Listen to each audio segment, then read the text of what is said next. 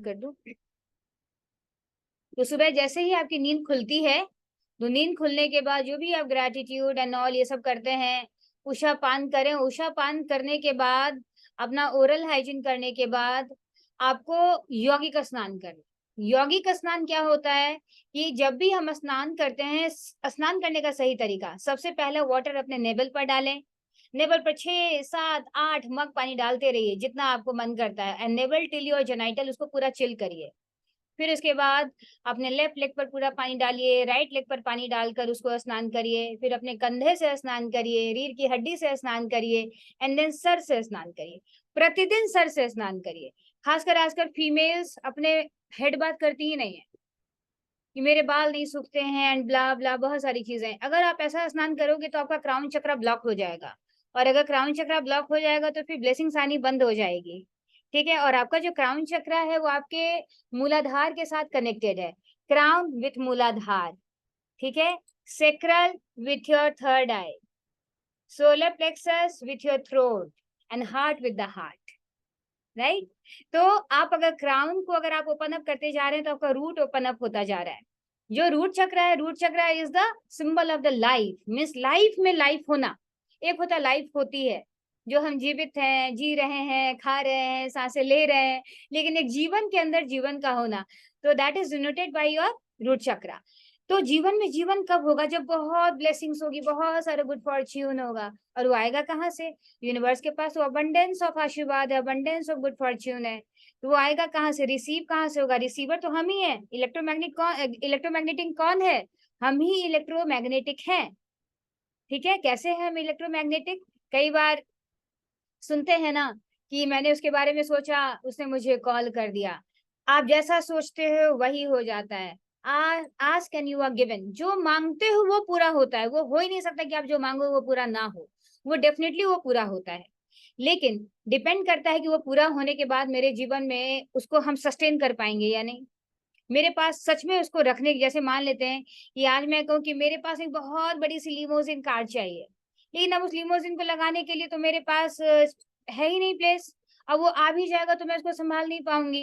In the very same way कि आप जिस चीज का भी डिमांड कर रहे हैं यूनिवर्स से, उसके लिए पहले डिजर्विंग बनिए, तो वो ब्लेसिंग्स आएगा तो आपको उससे हैप्पीनेस आएगी। नहीं तो कई बार अपनी मांगी हुई चीज भी आपके लिए मुसीबत का सबब बन जाती है। ठीक है, तो सुबह के स्नान के बारे में मैंने आपको बताया कि सुबह का स्नान कुछ भी हो जाए मिस मत करिए। ये 24 घंटा मल्टीप्लाई होकर आपको देख लीजिएगा, ये 24 घंटे आपको कम से कम 30 आवर्स के बराबर लगेगा। यानी कि आप हर उस आम लोगों से 7 से 8 घंटा प्रतिदिन ज्यादा जीने वाले हो। तो सुबह का स्नान मिस नहीं करना है। आप ये करके देखिए, और जितने लोग करेंगे मुझे रिपोर्ट भी करिए। एक असाइनमेंट की तरह बातों को लीजिए। जीवन में ना कभी भी अपने आप को नॉलेज डाउनलोडर मत बनाइए कि मुझे बहुत सारा नॉलेज चाहिए। जीवन में जितना ही जानते हैं उसको करना सीखिए, बिकॉज जानने में और करने में जो फासला है उस फासले को तय करना बहुत जरूरी है। आजकल तो नॉलेज बहुत सारे हैं, बहुत सारे नॉलेजेबल लोग हैं, बड़े बड़े पोस्ट पर काम करने वाले लोग हैं, लेकिन अगर वो नॉलेज मेरे लाइफ को नर्चर नहीं कर रहा है, ग्रोथ नहीं करवा रहा है, तो ऐसा नॉलेज जाकर आपके लाइफ में ना, जैसे गार्बेज होता है ना, तो नॉलेज का भी गार्बेज होता है। कई बार घर में अच्छी ही चीजें हैं लेकिन बहुत सारी अच्छी चीजों को भर दोगे तो क्या होगा? घर क्लटर्ड हो जाएगा। बहुत सारी अच्छी टीचर एक ही क्लास में पढ़ाने के लिए घुस जाएगी तो क्या होगा? उस क्लास का एक भी बच्चा पढ़ पाएगा क्या? नहीं ना। तो इसलिए this is very very important कि हर चीज को एक सिस्टमैटिक वे में, नॉलेज है तो उसको इम्प्लीमेंट करिए। जो नॉलेज आपका काम का नहीं है उसको वो धीरे धीरे ऑटोमेटिकली आपकी लाइफ को छोड़ देगा। जिसको आप एक्शन में लेकर आते हैं वही सिर्फ आपके काम का है। तो नॉलेज डाउनलोडर मत बनिए, एक्शन में लेकर आइए। That's it. So this is the way of life. Deepti ji, very healthy good evening, very happy to see you. चलिए, ठीक है, तो आज का हम मेडिटेशन का सत्र स्टार्ट करते हैं। तो कंप्लीटली अपने बॉडी को सरेंडर कर दें, कंप्लीटली एंड कंप्लीटली सरेंडर। ये शरीर जो आपके लिए 24 घंटे काम करता रहता है उसको छुट्टी दे दें, उसको कंप्लीटली ढीला छोड़ दें। अपनी रीढ़ की हड्डी को सीधा रखें, लेकिन रिलैक्स भी रखें। कंधे बिल्कुल सीधे और रिलैक्स्ड। कोशिश करिए अपना आप लोग कैमरा ऑन करके रहिए। जितना कैमरा ऑन करके रखेंगे इतना ज्यादा बेनिफिट होने वाला है, क्योंकि मेडिटेशन सुनने की चीज नहीं है, करने की चीज है। जब आप इसको करेंगे तो आपको इसके ब्लिस की फीलिंग आएगी।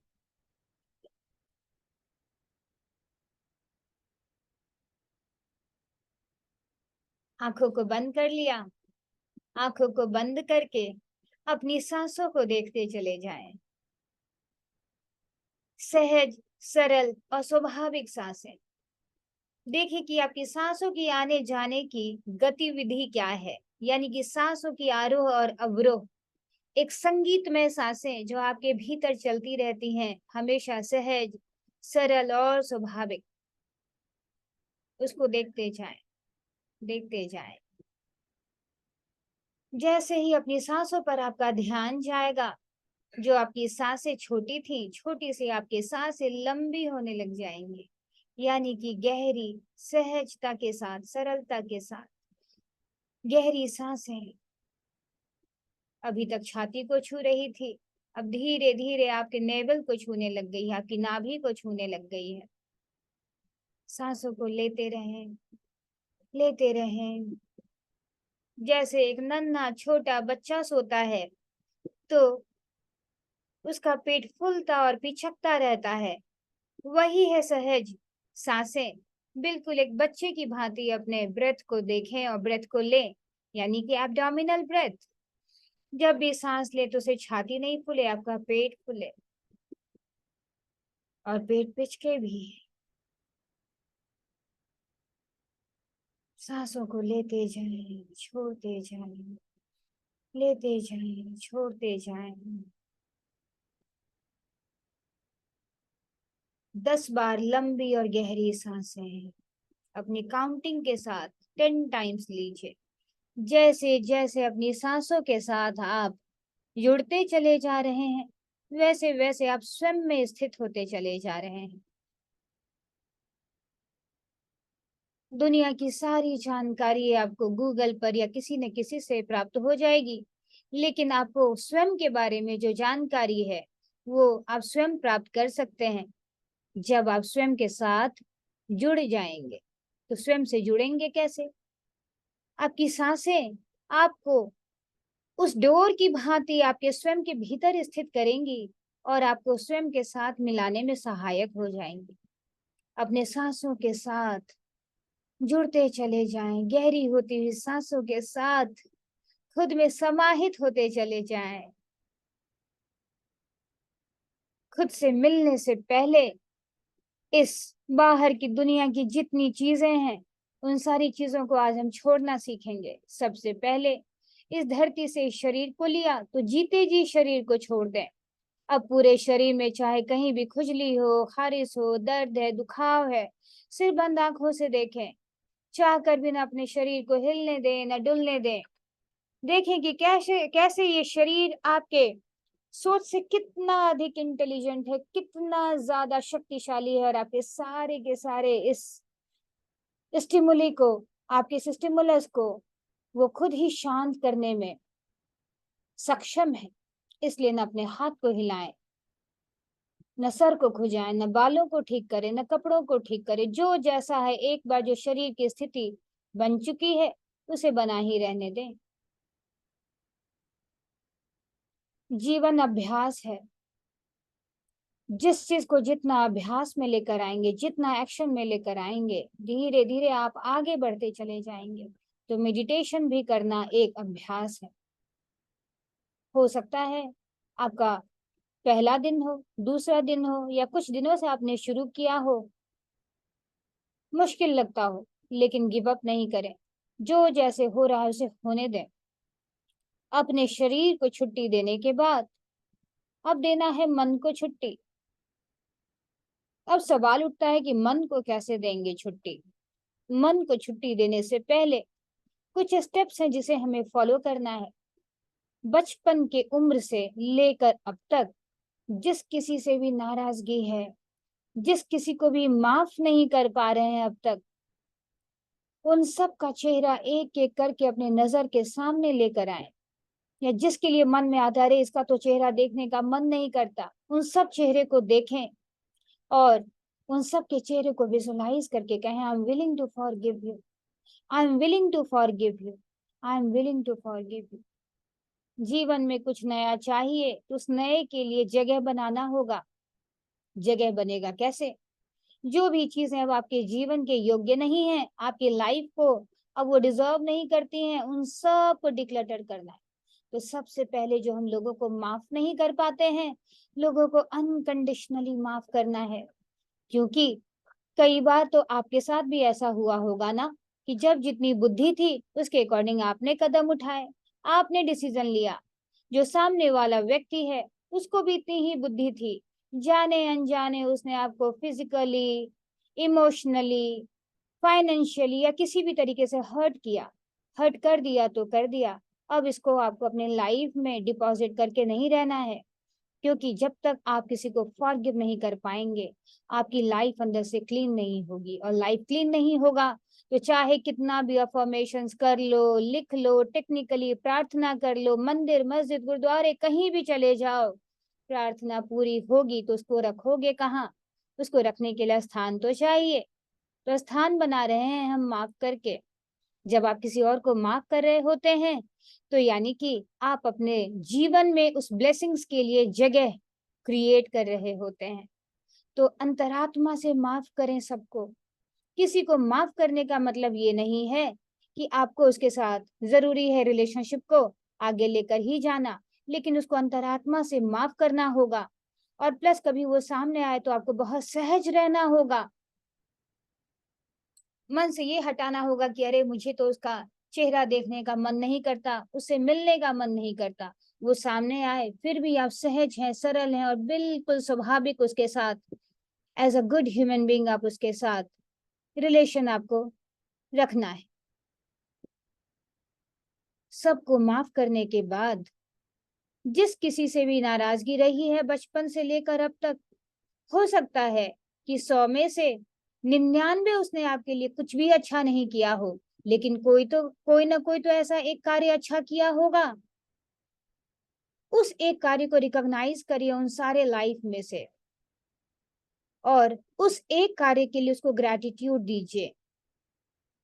हर एक चेहरे को, जिस किसी से भी अभी तक आप नाराज थे, उन सब चेहरों को ग्रैटिट्यूड देना है। यानी कि सबको आभार व्यक्त करना है, सबका शुक्राना करना है।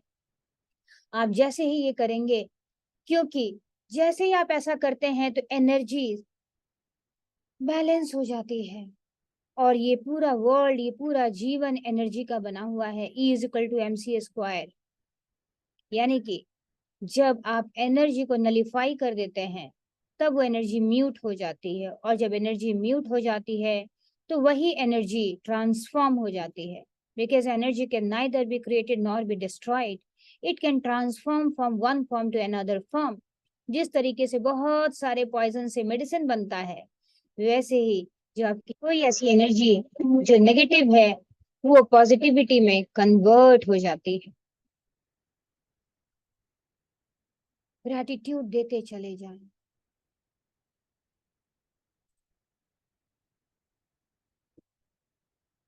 देते जाएं ग्रैटिट्यूड। और हर ग्रैटिट्यूड के साथ अपनी भीतर गहरी लंबी सांस को भरें। और अगर आपको उसमें कोई भी अच्छाई नहीं दिख रही है तो ऐसा तो पहली बात हो ही नहीं सकता, क्योंकि मनुष्य कोई भी हो उसके अंदर कोई ना कोई अच्छाई ना हो, ऐसा हो नहीं सकता। और यदि आपको नहीं दिख रहा है तो भी परेशान होने की जरूरत नहीं है। उसने आपके जीवन में कोई ना कोई तो एक अच्छी सीख दी जिसकी वजह से अब आप आगे के लिए अलर्ट हो चुके हैं। इसके लिए ग्रैटिट्यूड दे जाएं।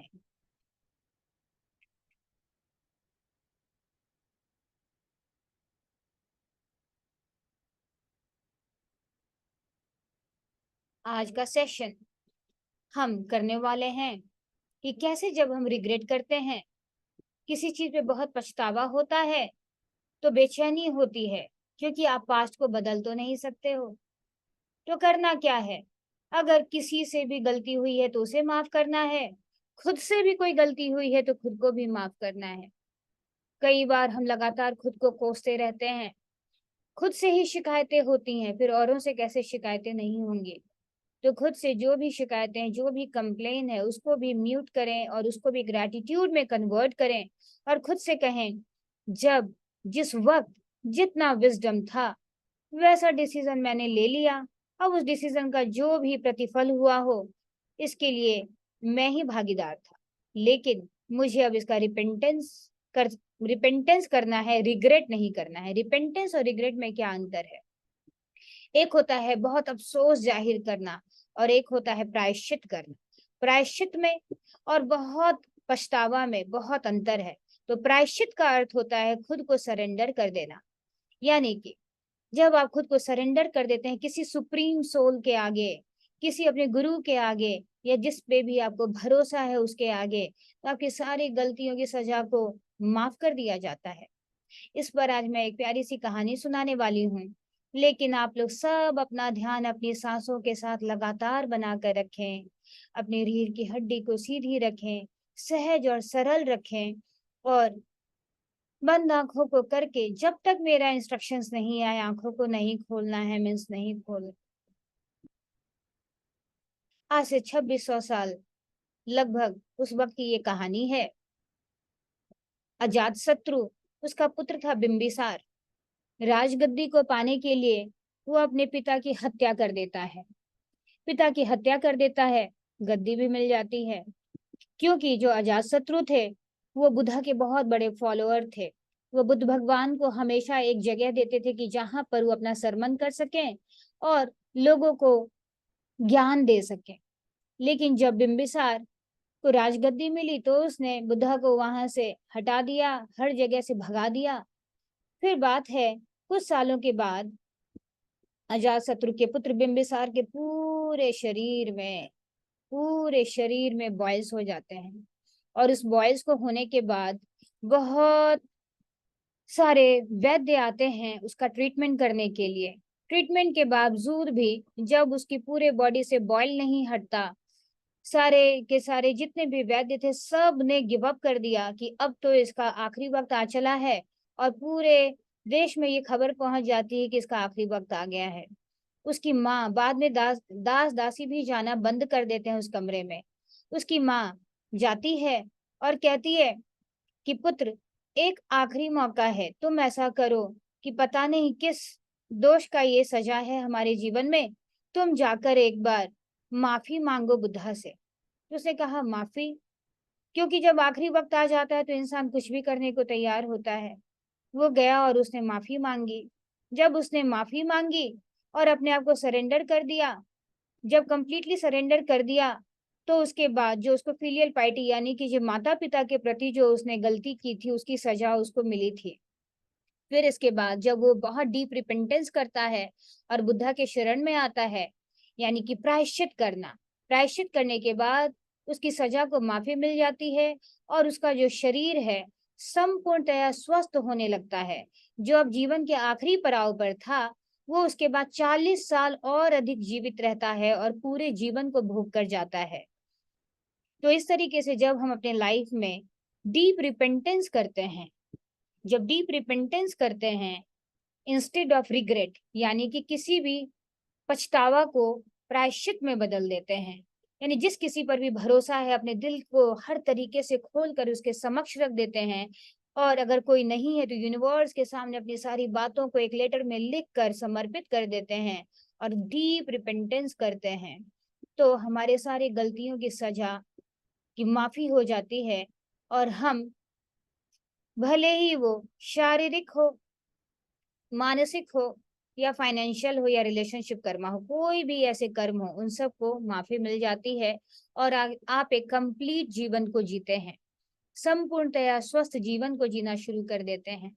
इसलिए आज से कभी भी किसी बात पर रिग्रेट मत करना, जो हो रहा है उसे एक्सेप्ट करना और एक्सेप्टेंस के साथ डीप रिपेंटेंस करना और यूनिवर्स के साथ अपना एक डीप डिटर्मिनेशन बनाना कि मुझे मेरा ये 100% हेल्थ क्यों चाहिए, फाइनेंस क्यों चाहिए, गुड रिलेशनशिप क्यों चाहिए, या मुझे लंबा लंबा जीवन क्यों चाहिए।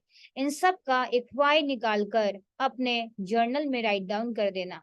Then you will see that magic will start happening in your life.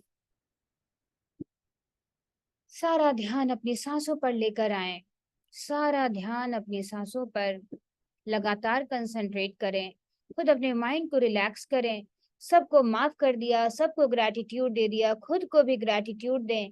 अब ग्रैटिट्यूड के बाद अब आप संपूर्णतया रेडी हो चुके हैं उस ध्यान में जाने के लिए जहां पर ना आप शरीर हैं, ना ही आप माइंड हैं। तो फिर बचा कौन? बचे आप न शरीर हैं और ना ही माइंड है।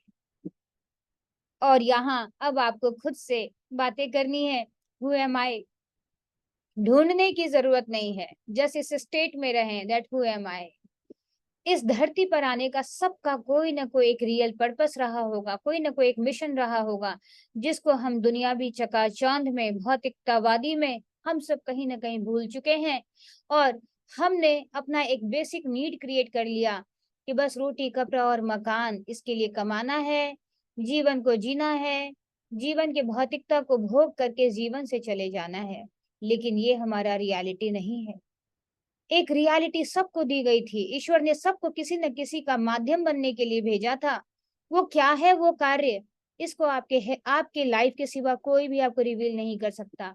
आपका गुरु आपको एक रास्ता दिखा सकता है, मार्ग प्रशस्त कर सकता है, लेकिन अपने रियल मिशन को, अपने उस विजन को, अपने उस पर्पस को जानने के लिए आप और आपके सिवा कोई भी सक्षम नहीं है।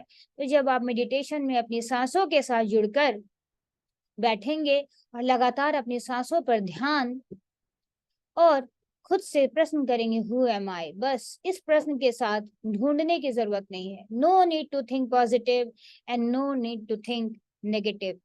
न पॉजिटिव सोचना है, न नेगेटिव सोचना है। Just surrender, complete surrender, complete surrender. लगातार सांसों पर ध्यान।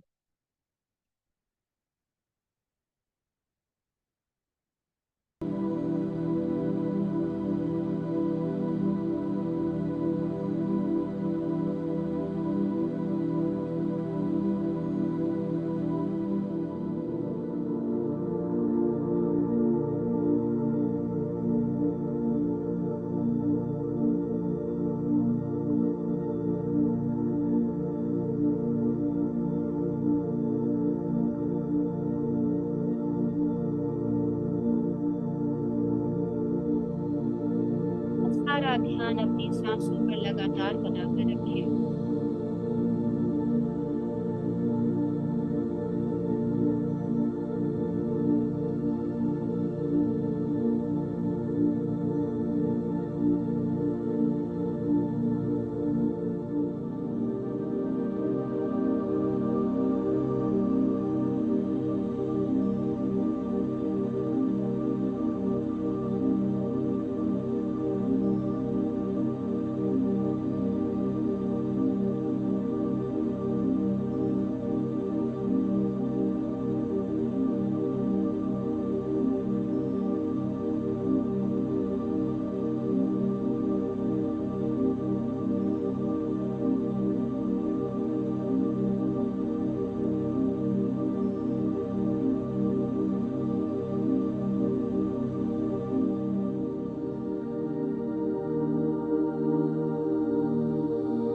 कोई भी थॉट चल रहा है तो चलने दें, आने दें। बस आपका कार्य है लगातार अपना सारा ध्यान अपने नासिका द्वार के नीचे ऊपर वाले होंठ के ऊपर लगा देना और अपने सांसों का सारा मालिकाना हक ले लेना। यानी एक भी सांस आपके जाने बगैर आपके भीतर जा सके। लगातार अपने सांसों को देखते जुड़े, देखते जुड़े।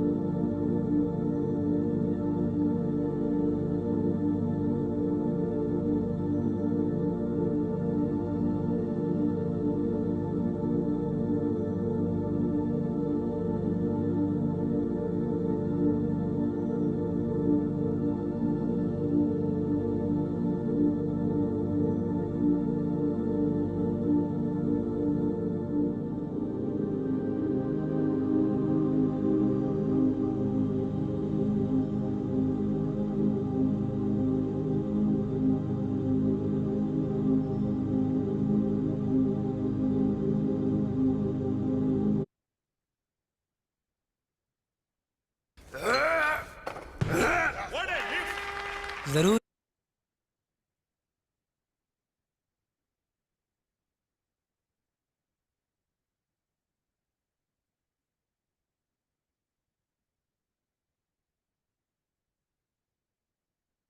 लगातार अपना सारा ध्यान अपनी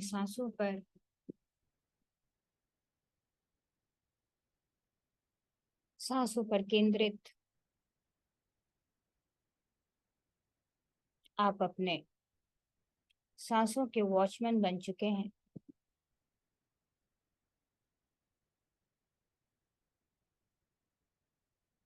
इसके अंकल की कुछ सेटिंग वेटिंग होगी।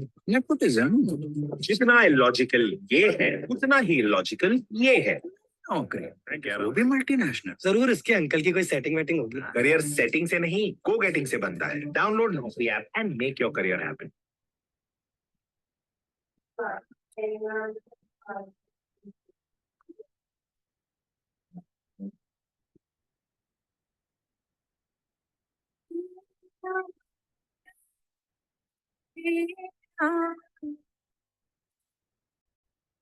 तेरा मंगल होए रे,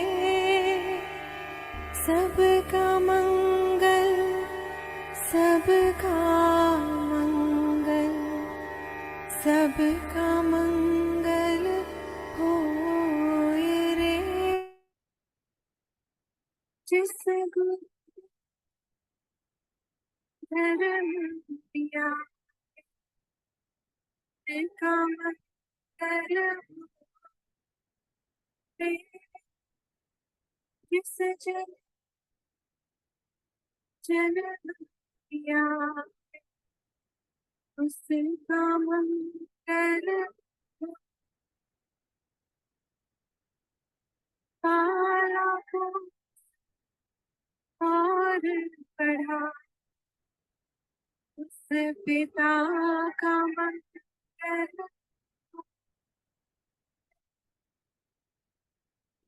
जब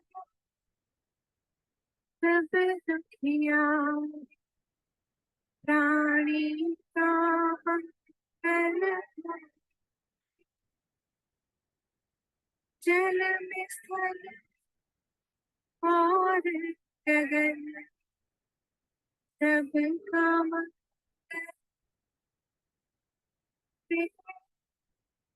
अंतर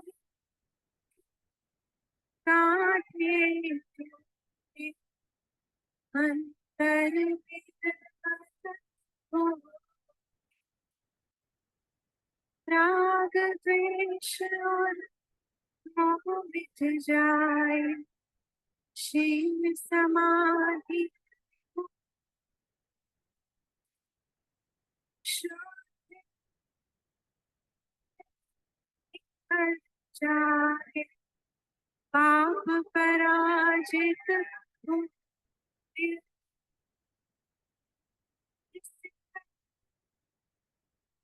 धरती में कण कण में धर्म समोय रे, शुद्ध जन जन में जाए, घर घर शांति समोय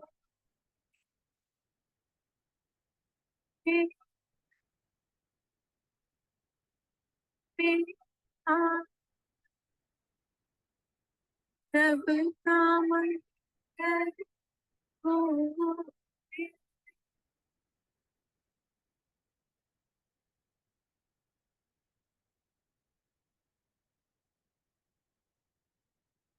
भवतु सब मंगलम,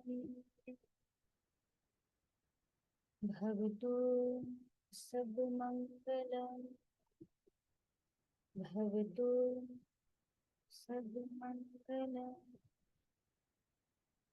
हाथों को जोड़ लें, हाथों को जोड़कर ग्रैटिट्यूड प्रेयर करें।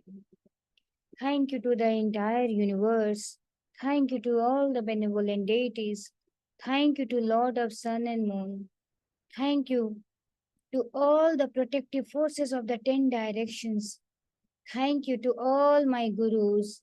Thank you to my parents, grandparents, in-laws, beautiful family members and all the beautiful people all around me. And thank you, thank you, thank you to myself, my body, my soul, my beautiful life, my right wisdom. Thank you, thank you, thank you so much. Thank you so much. And just rub your hand. Rub your hand. Put your hand on your eyes and open your eyes with a beautiful smile. Beautiful smile.